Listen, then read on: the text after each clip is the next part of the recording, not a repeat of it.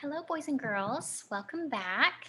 Today we are going to be learning how to solve for the unknowns in story problems. We've worked on this before, but today we're going to review. Let's go ahead and look at our learning target. Our learning target for today is I can solve for an unknown in a story problem using an equation and a model.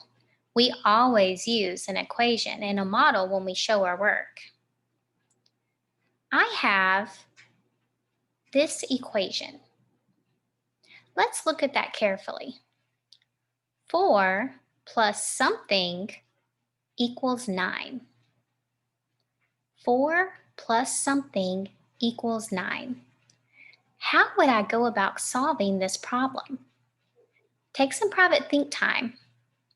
Pause the video and hit play when you're ready.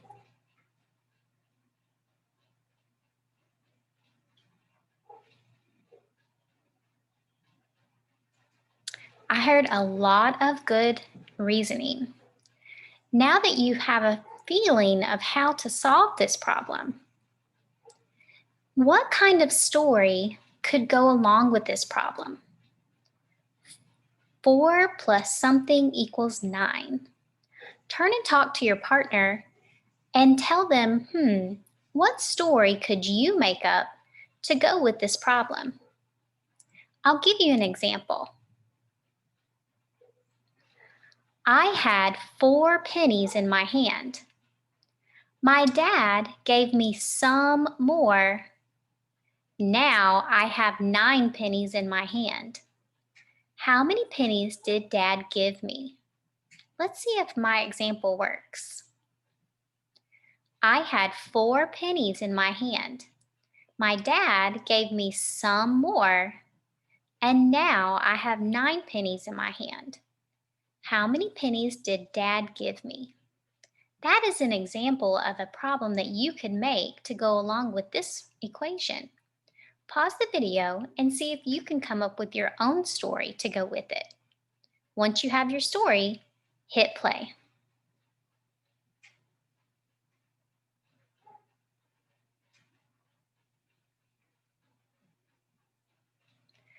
Great job, mathematicians. I heard some great stories that you told. Now let's look at this problem. If I had 4 and I got some more and now I have 9, what strategy could I use to help me solve this problem? That's right, we could use our counting on. So let's think about our counting on method.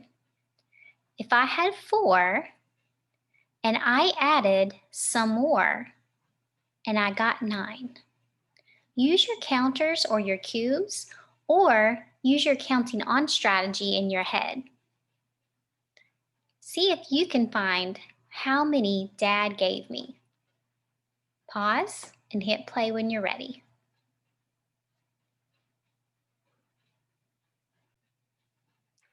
Great job, mathematicians. I heard a lot of great things going on.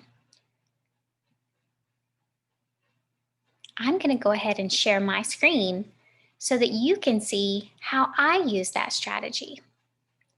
I know that I had 4 pennies and I got some more until I got to 9. I used my counting on strategy and I'm using a model to show what I did. I start with 4, 4, 5, 6, 7, 8, 9. So I had 4 pennies in my hand and I added some more and now I have 9. Let's count on to see how many I added. 4, 5, 6, 7, 8, 9. How many pennies did Dad give me? That's right, he gave me 5. We just used the counting on strategy to show how we could find for a missing number in our equation. Now we are going to try some of those strategies in our word problems. Remember, we always use a box or some kind of symbol to represent the unknown. Let's go ahead and look at our first problem together and see how you do. For this work today, you are going to need your math journal and a pencil, or a whiteboard and a marker. Pause the video while you gather your supplies, and then hit play while you're ready. All right, guys, let's look at our first problem. There are 9 students in the lunch line. Some more students got in line. Now, there are 14 students in the lunch line. How many students joined them? So let's think about what we know in this problem. I know that there were 9 students to start with. Then some more students joined in line. Do I know how many some is? No, so that is our unknown. So I'm going to go ahead and box that word some because I know that's going to be what I'm trying to answer. Some more students joined them. So if more came, am I adding or subtracting if some more came? That's right, we're adding.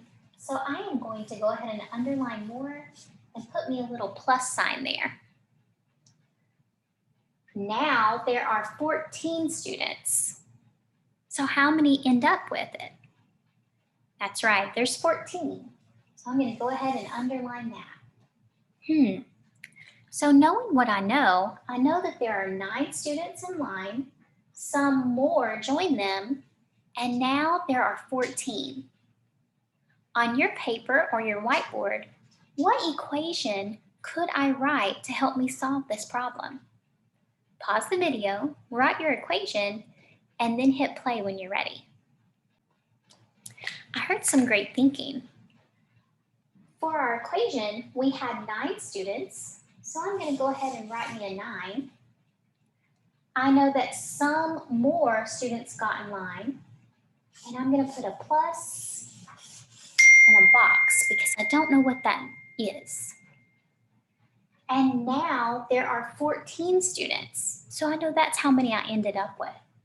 So I'm going to put an equal 14. 9 plus something equals 14.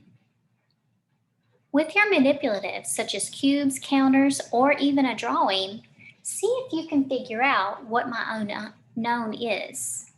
If I had 9 and I added some more, and now there are 14. Press pause, see if you can answer that problem using a model. Then hit play when you're ready. I saw some great models happening today. Let's go ahead and look at a couple of the models that I saw.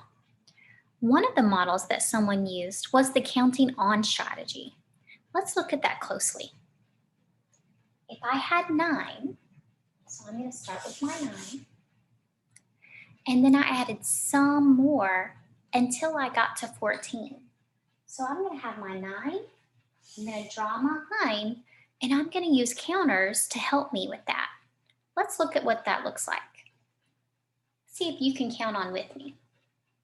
9, 10, 11, 12, 13, 14. 9, 10, 11, 12, 13, 14. Is 14 where you stopped? Yes, it is, because that's how many we ended up with. So if I had 9 and I counted on to 14, how many students joined the line? That's right, there were 5. 9 plus 5 equals 14. Great job, mathematicians. Now, I saw some other models that others used. Let's look at a couple of those as well. One of the other strategies that I saw was someone used a 10 frame.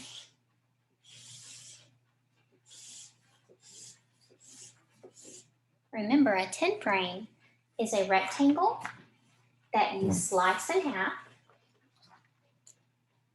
and then you put 4 lines down.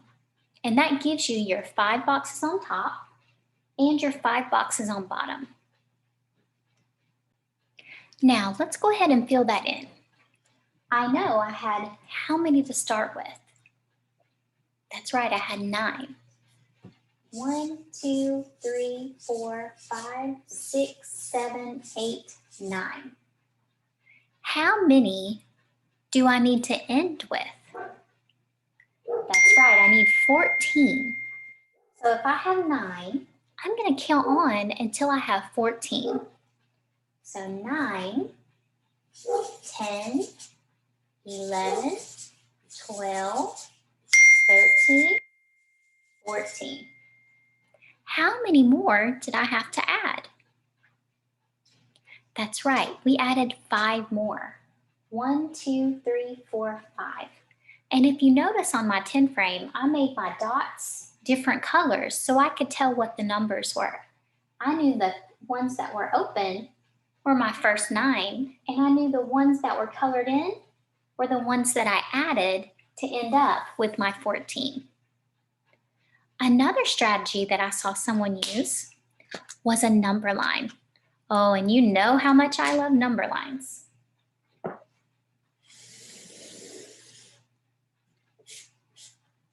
So I'm drawing my number line.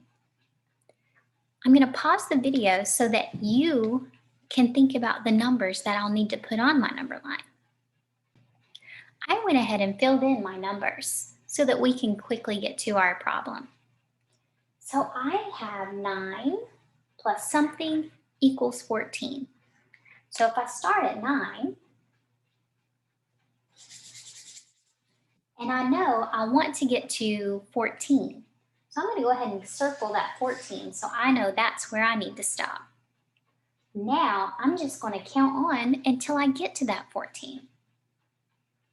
1, 2, 3, 4, 5. How many hops did it take me to get there? It took me 5. So 9 plus 5 more got me to my 14.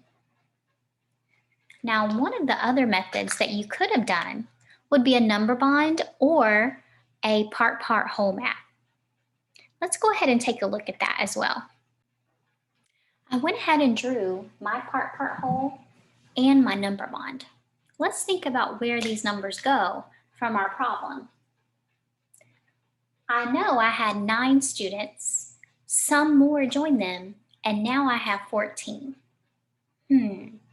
So what are the parts that I know? And what is the whole? That's right, our whole is 14 because that's the number that we're going to end with. So I'm going to go ahead and put in my 14 into the whole. Now, what is the part that I know? That's right, I knew that there were 9 students to begin with. So if I have 9 students, I need to use my counting on strategy to see how many more I need. 9, 10, 11, 12, 13, 14. 9, 10, 11, 12, 13, 14. How many did I have to add on to get to my 14? That's right, there were 5 more. These are just a couple of the models that you can use to help us solve our next problem. Let's take a look at the next problem. There are 16 students standing in the lunch line. How many students are there now? There are 16, so I think that's something we need to know. So I'm going to go ahead and underline that. Then let's see what happens.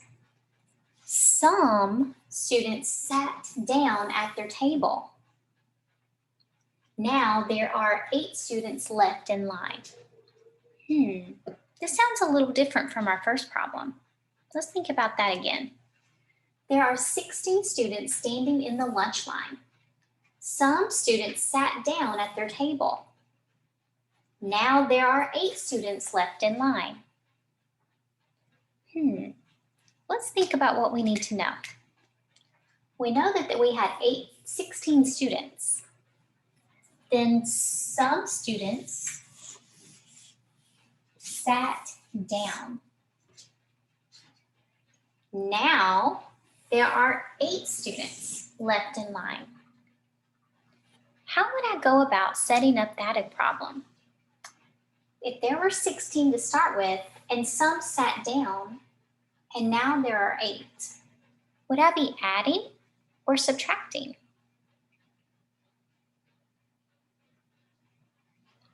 That's right, it would be a subtraction problem. Because if I had 16 and then some sat down, I'm going to be subtracting to get 8. On your paper or your board, see if you can write an equation that would match this problem. Hit play when you're ready. Great job, mathematicians. If I had 16 students, some students sat down, I'm going to be subtracting. So I'm going to subtract. Do I know what this sum is? No, it didn't give me a number. It just said sum. So I'm going to put a box. 16 minus something will leave me with 8.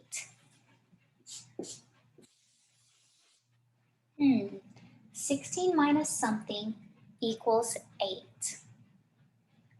On your whiteboard or in your math journal, think about the strategies that we use to solve this problem.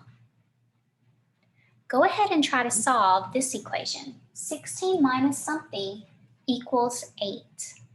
Hit pause, and when you have it, hit play. I saw a lot of great strategies.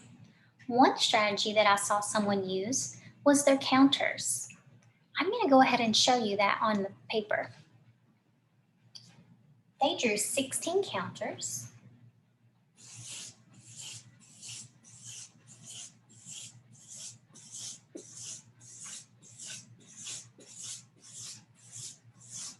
So there's my 16 counters. They knew that they needed to end up with 8. So they went ahead and colored in their 8.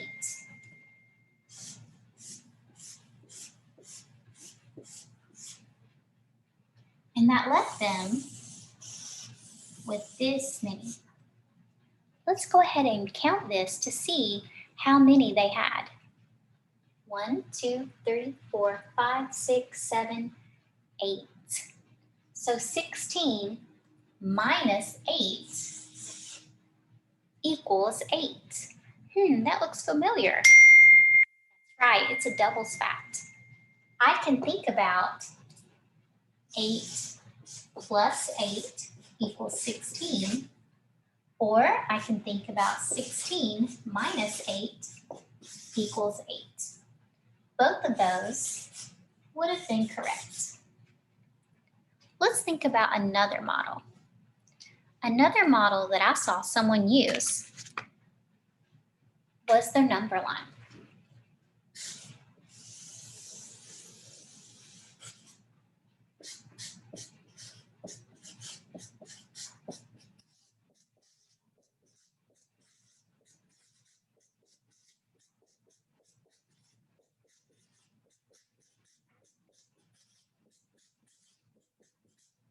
So I have my number line drawn.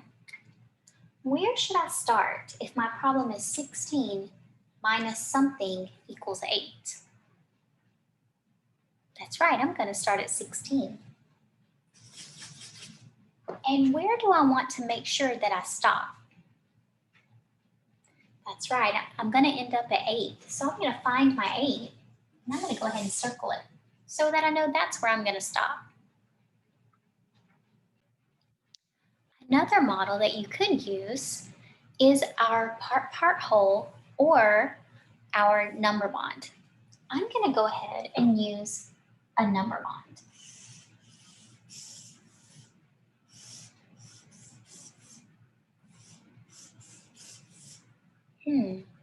16 minus 8 equals 8.